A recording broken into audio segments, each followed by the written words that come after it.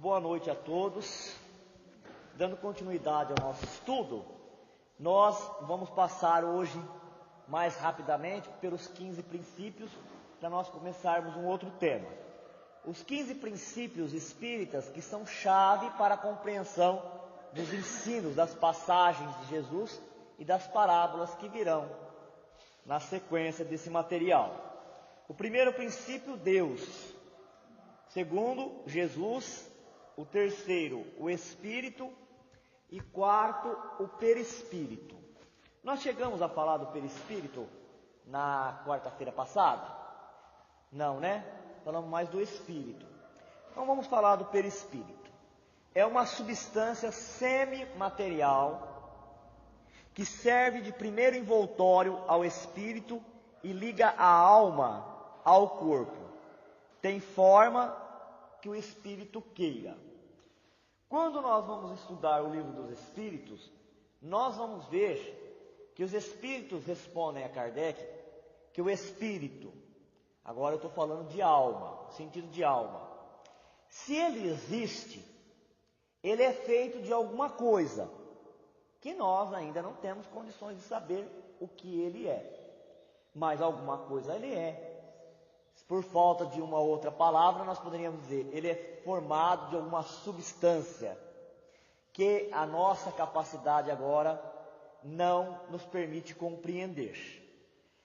Já a alma com um envoltório, aí nós chamamos de espírito, né? Lembra lá? O que é a alma? É o espírito quando ele está encarnado, quando ele tem um corpo como o nosso, um corpo físico para ele se relacionar com o meio onde ele está.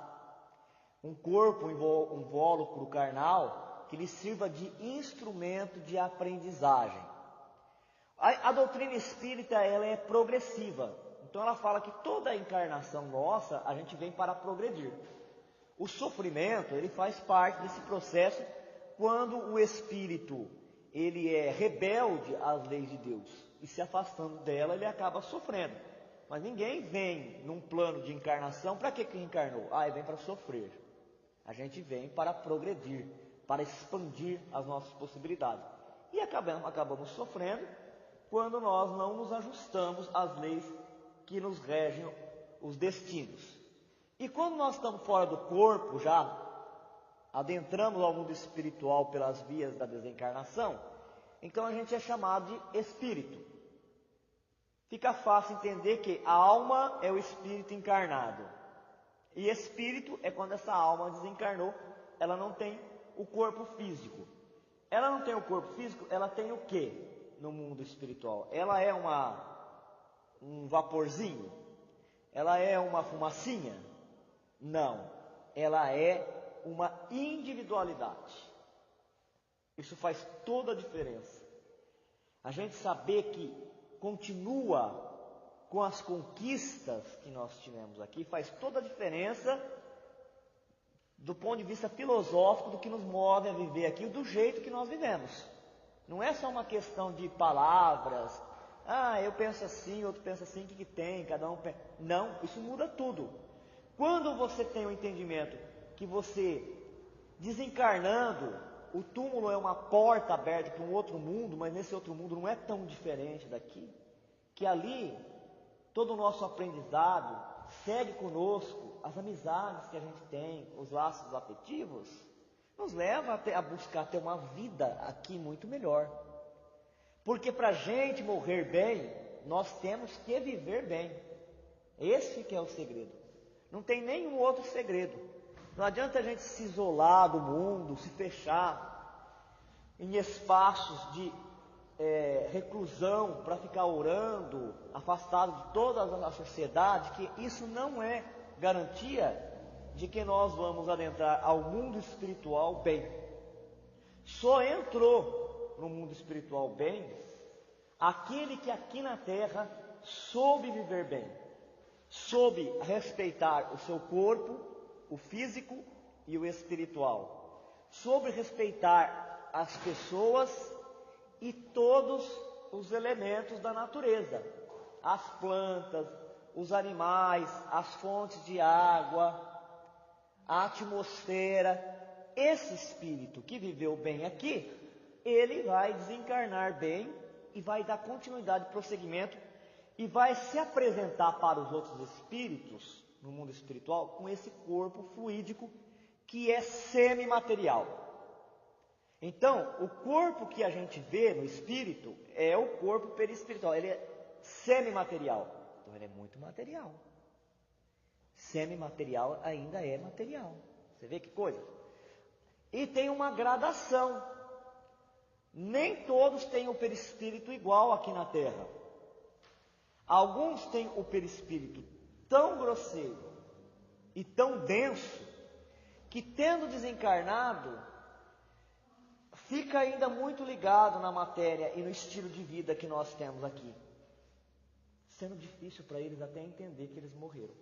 Aí que entra o trabalho dos médios socorristas, dos médios da enfermagem espiritual, para notificar esse espírito que ele não tem um corpo físico e que as coisas aqui da Terra já não interessam mais para ele, que ele precisa adentrar as dimensões mais sutis para ali entrar em contato com ideias renovadas, preparar, planejar uma próxima encarnação, já que a maioria dos espíritos que estão aqui na Terra, vivendo como corpo, vão entrar para o mundo espiritual na condição de espírito errante, que é aquilo que nós chamamos os espíritos que estão esperando uma próxima encarnação.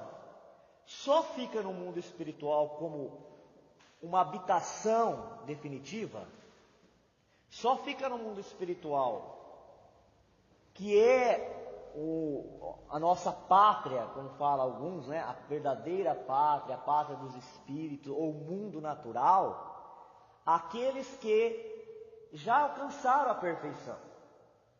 Na linguagem evangélica, aqueles que já entraram no reino dos céus. Aqueles que estão construindo a escada para entrar no reino do céu, aqueles que estão construindo nas encarnações degrauzinho por degrauzinho, volta a se encarnar. E tem outros espíritos que vivem entre nós como encarnado, que já tem o perispírito muito sutil, muito eterizado, muito refinado. Então tem toda uma variação. O que todos têm de igual? Todos têm perispírito. Todas as almas criadas por Deus, ele tem o perispírito, que é o fluido universal modificado naquele planeta. Nós somos da Terra, o fluido que envolve a nossa alma é o fluido da Terra. Se nós fôssemos encarnar em Marte, nós teríamos que desgastar, dissolver, desprender o fluido que nós tivemos aqui na Terra e assimilar o fluido universal, transformado, modificado para Marte, para envolver a nossa alma, para podermos encarnarmos lá, e assim em qualquer outro planeta. Então veja bem, o espírito, se nós pudéssemos dizer, os espíritos falam isso para Kardec, se nós pudéssemos dizer de como ele é feito, ele seria a quinta essência da matéria. Quer dizer, essa matéria que nós temos aqui na Terra, tão densa, tão sólida, tão compactada, se nós pegássemos essa matéria e fôssemos depurando, essa palavra quinta essência é da química nossa aqui. Né? Quando eles pegam uma substância e vai purificando, chega no último,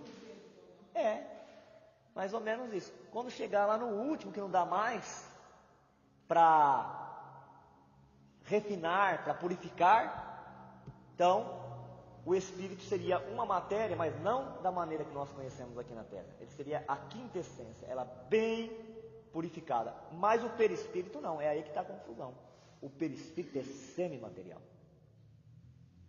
Semimaterial é muito matéria ainda.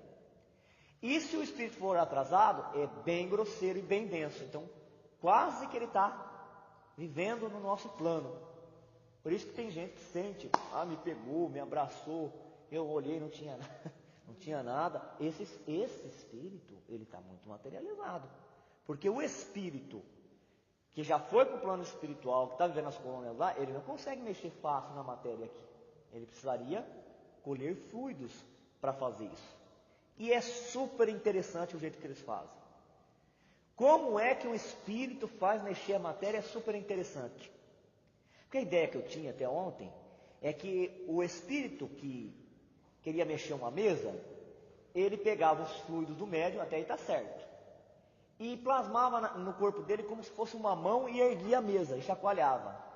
E não é desse jeito. Não é. Os espíritos explicando para Kardec como eles faziam mexer a mesa lá no fenômeno de mesa girante, faz a gente entender como é. Ele pega o fluido, tem que ter o fluido. Ele lança o fluido na mesa, aquele fluido penetra na mesa, envolve ela como se fosse um unguento ali, um manto, um bálsamo em volta, um halo de luz.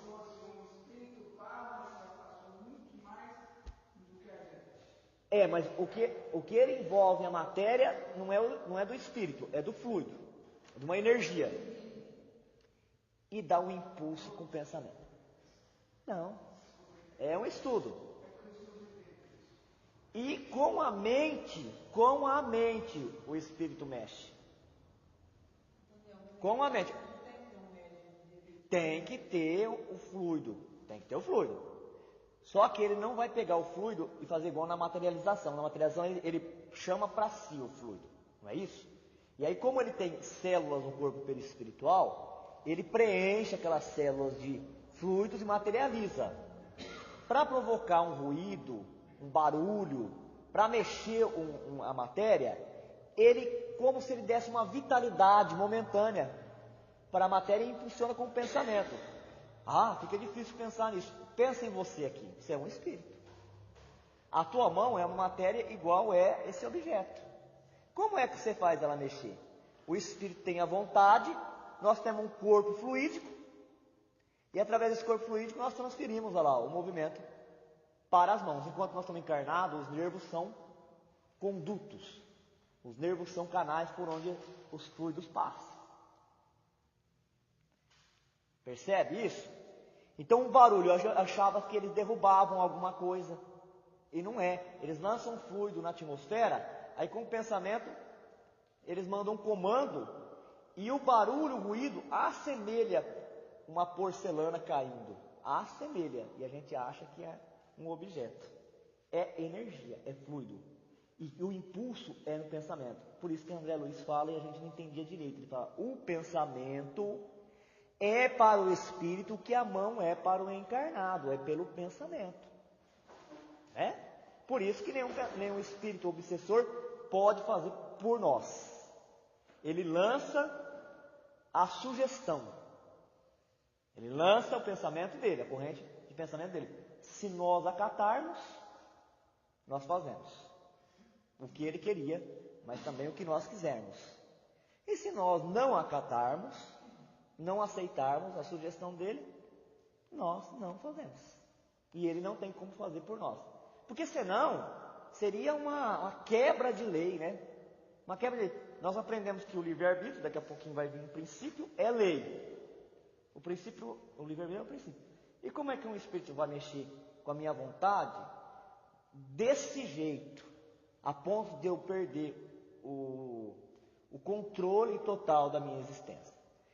Agora, se eu vou deixando, até o encarnado vai comandando a minha vida, não é? Até o encarnado. Aí é uma questão de eu permitir. Se eu permito, o espírito vai chegando, principalmente os malignos, né? Ele vai chegando, ele vai lançando um pensamento, a gente vai aceitando, vira escravo. Vários motivos podem fazer a gente aceitar. Às vezes, comodidade, preguiça de pensar pelo próprio pensamento.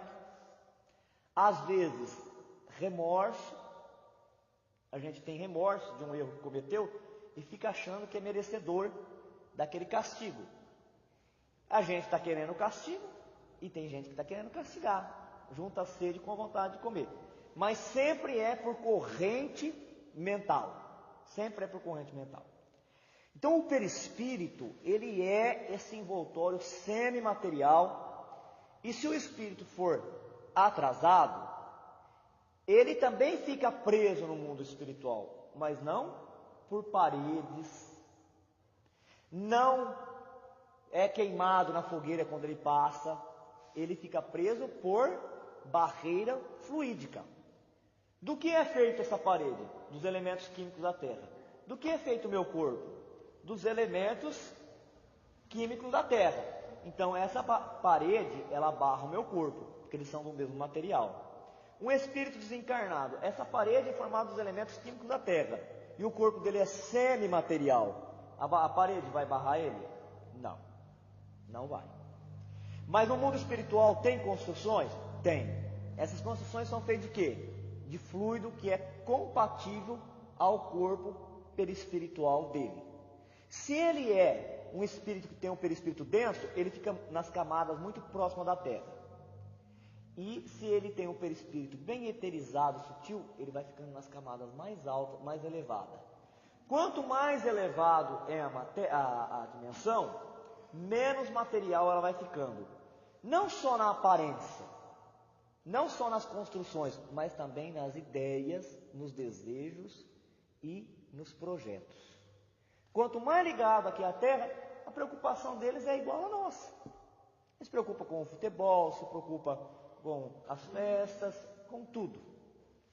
Se está mais nas dimensões mais em cima, vão se ligar mais à arte no que ela tem de divino, vão se ligar à cultura, vão se ligar ao meio ambiente, a tudo aquilo que é o talento, o dom que nos aproxima de Deus. Nós não somos Deus, mas nós temos que manifestar os dons divinos.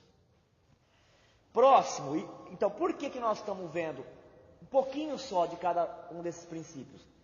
Para poder depois, quando aparecer nas parábolas de Jesus, entender que às vezes usando um símbolo, usando uma alegoria, usando um exemplo cotidiano da lavoura ou da pescaria, ele estava falando desses princípios que são leis, não são inventados por ninguém, elas são leis.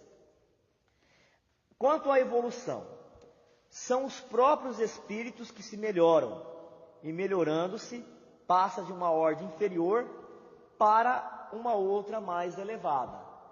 Tem duas coisas que igualam qualquer espírito: o ponto de partida, a origem e a sua destinação. Isso iguala a todos. Todos fomos criados por Deus, simples e ignorante, e todos seremos espíritos perfeitos. Qual é a diferença, então, entre os espíritos? O caminho que ele faz, a trajetória que ele escolhe. Alguns espíritos, entre a sua origem e a sua destinação, seguem em linha reta, porque obedece a Deus, porque sabe que não vive sem Deus, porque sabe que a sua alma se alimenta de Deus igual o corpo se alimenta dos nutrientes. Outros tantos, e parece que a terra, não sei, eu ouvi falar em qualquer lugar, a terra é daqueles que se desviaram. Daqueles que se desviaram porque quis pegar um atalho. Descobriu que tinha inteligência e ficou tão encantado com a sua inteligência que achou que era o próprio Deus. Então quis fazer do seu jeito e aí se afastou de Deus. E deu certo? Não deu certo. Trouxe para si dor e trouxe para si sofrimento. E agora está fazendo o caminho de volta para depois seguir. Então, o que quer dizer com isso? Que a evolução ela é pessoal e intransferível. Eu posso te ajudar, você pode me ajudar como companheiro de jornada, assim como Cirineu ajudou Jesus a carregar a cruz. Mas a cruz, que representa o trabalho de evolução, é de cada um.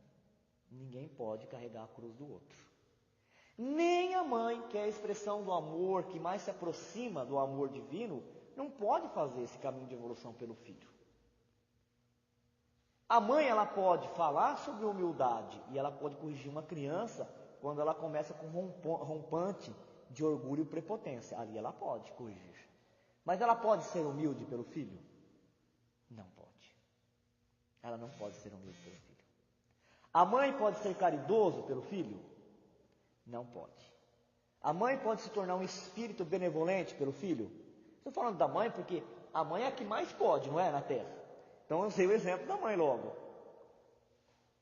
Ela pode descer das esferas altíssimas para mais uma vez, com o seu exemplo, tentar inspirar o filho. Mas quem é que tem que fazer? Cada um. Então o que diferencia na evolução um espírito do outro é o esforço que cada um empreende para chegar lá na perfeição mais rápido. É só isso que diferencia. E aí então muda tudo. Olha como muda tudo a relação. Não dá para aceitar um espírita ou um espiritualista que conheça isso, querer condenar qualquer criatura à pena de morte. E a gente ouve espíritas falando isso. Não sei se são espíritas ainda, né? Talvez sejam simpatizantes. Mesmo que faz tempo que frequenta casas, núcleos. Se está falando que quer condenar um irmão à pena de morte, não entendeu nada da justiça divina. Se é favorável à pena de morte, mas ele é criminoso. Mas ele é um espírito em caminho de evolução. Quem corrige? A lei de Deus. Você corrige alguém? Não corrige. Você se corrige? Me corrijo. Então cuida de você. Agora, se eu descer a vibração inferior de matar para acabar com o crime, eu encho a terra de mais crime. E aí ela não sai do ciclo das encarnações de prova e expiação. Aí a gente só fica decantando. 2057 vai chegar, vai passar para a regeneração. Aí a gente chega em 2057 e fala, mais um prazo, deram mais um prazo, viu? É 2500. Está em 3000, fala... de 3.000 não passará. Então, a gente passa por uma escala superior quando nós nos tornamos superior.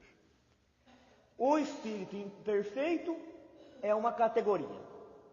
Aí ele passa para a categoria de espírito bom e depois ele passa para a categoria de espírito puro. O espírito imperfeito, ele não resiste ao mal. Ele é arrastado pelo mal. O espírito bom, ele tem controle. Ele tem controle sobre o mal. Ele rejeita o mal e ele faz o bem. E o espírito puro, a matéria já não interfere absolutamente nada nesse espírito. Nada. Um espírito bom, quando encarna na Terra, ele pode errar na missão dele. Um espírito superior jamais. Jesus é um espírito superior. Eu venci o mundo. Eu venci o mundo. Agora, alguns missionários falharam no seu trabalho de evolução. Então, são categorias que nós vamos subindo. Agora, é preciso entender que nessas categorias, entre essas categorias, que é só didática, entre o espírito imperfeito, o espírito bom, entre o espírito bom e o espírito puro, tem vários degraus. E o que é legal é que existe uma hierarquia de espíritos e um respeita o outro no trabalho de ajudar Deus a transformar os mundos em moradias felizes. Existe uma corte celestial, se a gente quiser usar essa palavra, para eles tanto importa. E eles todos organizados, um vai ajudando o outro no trabalho de levar a terra. Desde o espírito mais simples que trabalha na natureza, até o Cristo, todas essas legiões, falanges de espíritos, elas, uma subordinada ao controle, à direção da outra, vai fazendo um trabalho de auxiliar. E Deus, que não é uma pessoa, nem um ente espiritual. A gente acha assim, durante algum tempo, nas religiões que a gente vai frequentando, Deus é um homem. E aí a gente coloca Deus então num trono. Porque aqui na Terra a ideia de comando, de liderança é um trono. Então a gente põe um homem num trono e a gente só conhece as coisas nossas, né? Então a gente põe a princípio a paixão do homem em Deus, as paixões, e as virtudes em Deus. Esse é o Deus antropomórfico, o Deus em forma de homem. Depois a gente dá um passo à frente e descobre que não. Imagina, ele é o Criador. Como é que ele vai ser igual a uma criatura? Se ele fosse um homem, ele poderia ser uma planta, ele poderia ser o sol. Deus não é nada disso. Tudo isso é criação. Deus é Criador. E aí a gente começa então a pensar em Deus como um ente espiritual. Um ente espiritual também é homem. Deus não é homem. Porque se eu quiser falar com o Espírito Superior, pedir, e ele vir atender minha prece, ele é homem. Então ele tem a alma envolvida por um corpo perispiritual. Se eu tiver clarividência, então eu vejo ele. Se eu não ver, se ele quiser fazer uma aparição, ele torna esse perispírito tangível. E se ele quiser mais, que todo mundo veja, ele se materializa. Deus não. Deus está acima de tudo isso. E a gente fala, Deus é amor, e ainda não é Deus. Deus é a perfeição, e ainda não é Deus, porque tudo isso são atributos de Deus, são qualidades. Deus, para nós, é o Criador, é a inteligência suprema, é a inteligência absoluta, é a causa primária de todas as coisas. O livre-arbítrio, o homem tem a liberdade de pensar, tem igualmente a de obrar. Sem o livre-arbítrio, o homem seria a máquina. Todo homem tem a liberdade de pensar e de realizar, de fazer as suas obras. Isso é da lei, da natureza, senão nós não teríamos merecimento em nada que nós fizéssemos. Nós seríamos uma máquina, e quem comandasse essa máquina é que ia acertar ou errar. No entanto, como nós temos um livre-arbítrio, quem acerta? Somos nós. E quem erra? Quem erra?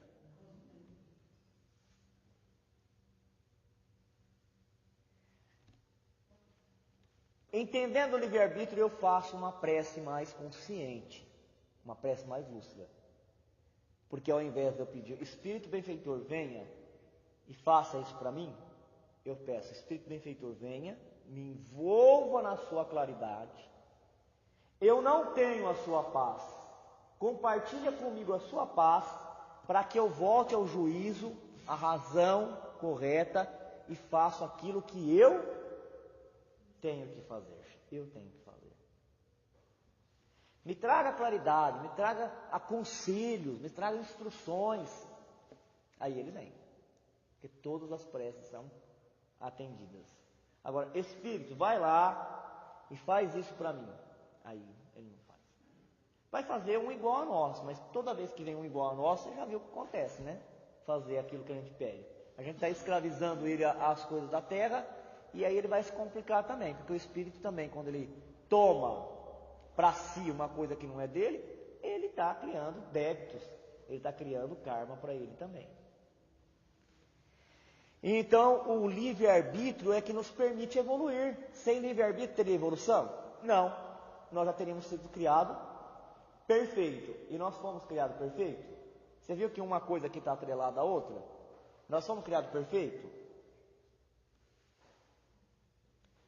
Nós não fomos criados perfeitos.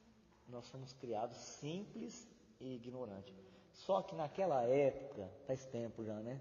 Nós éramos puros. Nós éramos puros. Naquela época nós estávamos tão ligados a Deus, tão ligados, a gente sentia a presença dele, experimentava a presença de Deus. E é isso que nós estamos buscando agora.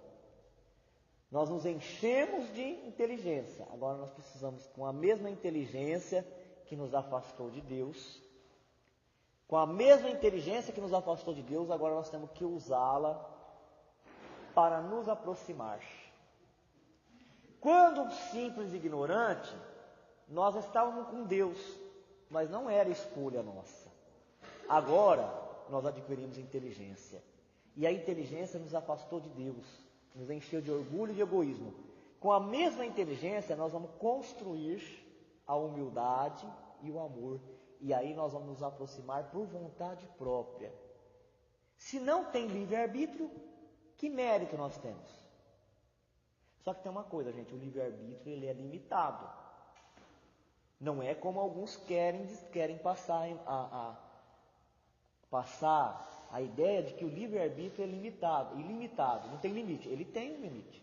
Quando é que o meu livre-arbítrio ele se esgota? Onde ele para? No do outro. Quando as minhas decisões estão interferindo no do outro, ele para ali. Foi assim, inspirado pelos espíritos benfeitores, que um homem um dia falou que o meu direito, ele acaba quando começa o meu dever. Ou o meu dever começa quando esbarra no direito do outro. Inspirado foi quem falou isso a primeira vez na Terra, porque isso é lei espiritual. Algumas ideias para a gente entender, alguns exemplos para a gente entender melhor essa ideia, foi dado o seguinte, que o nosso livre-arbítrio seria, a gente já falou isso algumas vezes, mas é bom a gente repetir, porque quando é exemplo, assim, cria imagem, né, e a gente guarda melhor. O nosso livre-arbítrio seria como de um peixinho dentro de um aquário. E o restante seria tudo ao redor, seria o universo. Então, dentro daquele aquário, o peixinho ele se desloca para onde ele quer. Ele sobe, ele desce, ele entra numa casinha lá, né, que tem lá dentro do aquário, ele esconde uma pedrinha, ele come, ele não... Mas quando ele quer ultrapassar a barreira de vidro, ele não ultrapassa. Essa barreira é a lei de Deus. Num recinto, o gado também vai para onde ele quer, não vai?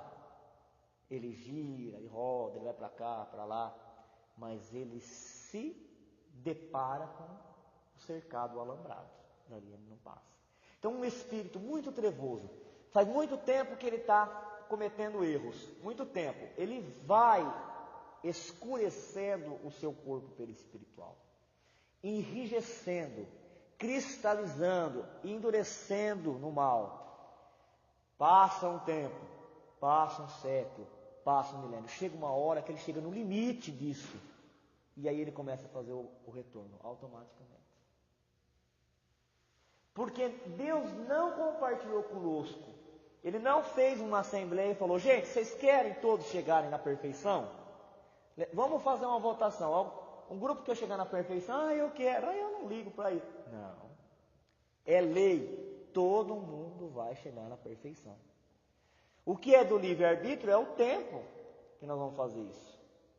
As boas escolhas nos levam mais rápido para frente, com menos dor e sofrimento. As más escolhas nos mantêm estacionados, retardados nessa dor, nesse sofrimento, por mais tempo. É aí que está a nossa escolha. Causa e efeito. Deus tem suas leis a regerem todas as vossas ações. Se as violais, vossa é a culpa. A punição é o resultado da infração da lei. Quando nós lemos os livros de André Luiz, a gente ouve muito ação e reação, mas o nome da lei é causa e efeito.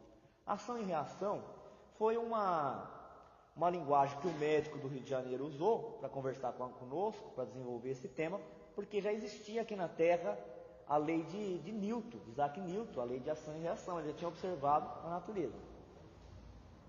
Tudo que bate, volta. Você aplica uma força naquela parede, no sentido horizontal, com tal intensidade, ela vai bater e vai voltar na horizontal, com a mesma intensidade no sentido contrário. Mas a lei é de causa e efeito. Toda causa provoca um efeito. E todo efeito tem uma causa. Foi assim que nós chegamos na conclusão que Deus existe.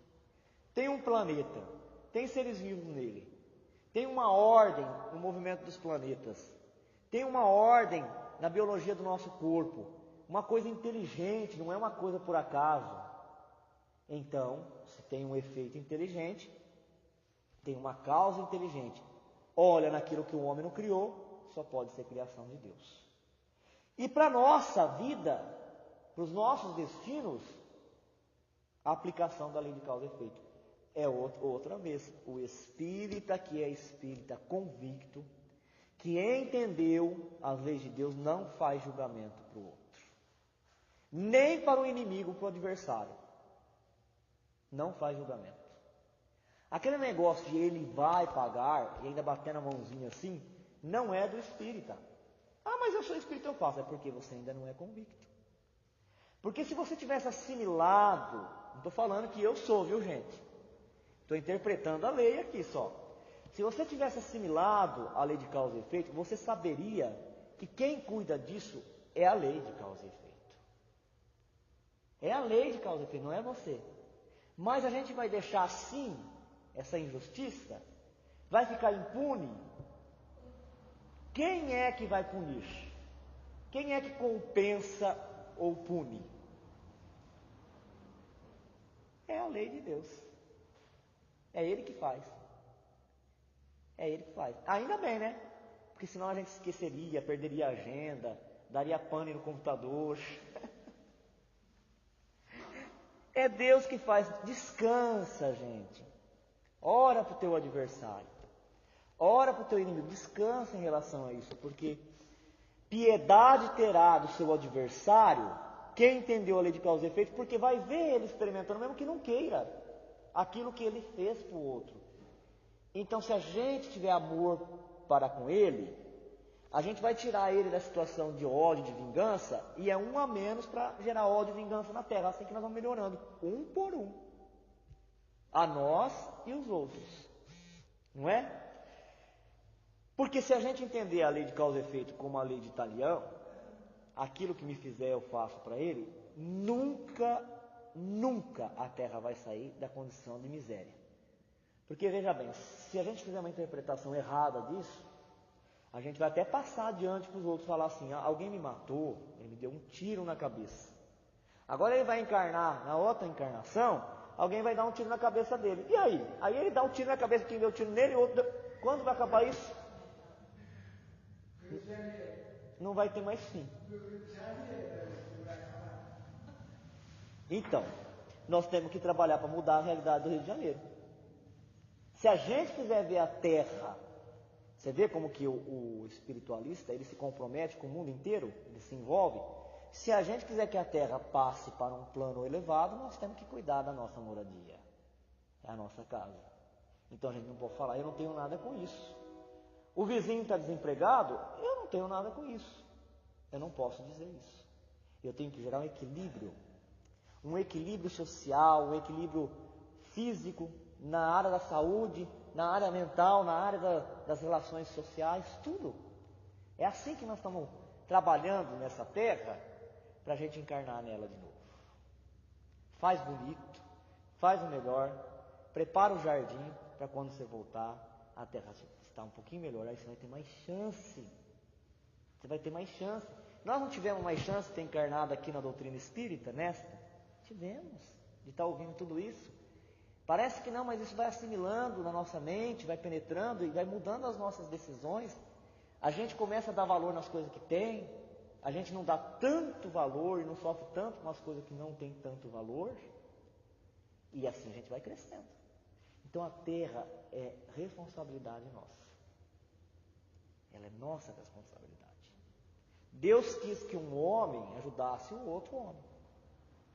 Através de um homem, Deus coloca os seus planos aqui na terra. Ah lá, não estou falando que um está articulado com o outro, vem outro princípio, reencarnação. Consiste em admitir para o espírito muitas existências sucessivas. São existências ao melhoramento da humanidade. Sem isso, onde há justiça? Nós vamos parar no 8, que é reencarnação, e depois nós vamos, na quarta-feira que vem, e do 9 até o 15, para encerrar esses 15 princípios. A reencarnação, ela é uma lei. Todos vêm para a reencarnação. Aquele espírito que é consciente e aquele que não é. O que quer e o que não quer. Todos. Existe algum princípio assim, da gente ser assim, de repente, de um lado, a gente ser uma coisa e dentro de nossa própria família ser uma coisa totalmente diferente? Todos nós continuamos numa encarnação onde nós paramos na outra. Somos culpados? Não somos culpados, somos incompletos. Culpado é uma palavra do ponto de vista psicológico que traz problemas para nós, não traz solução. Mas quando a gente entende que nós somos ainda incompleto e que nós temos limites, e que esses limites eles vão sendo superados nas encarnações, então a gente tem uma outra visão sobre a vida, a gente passa a dar mais valor e a gente começa a enxergar a Terra como escola de aprendizado.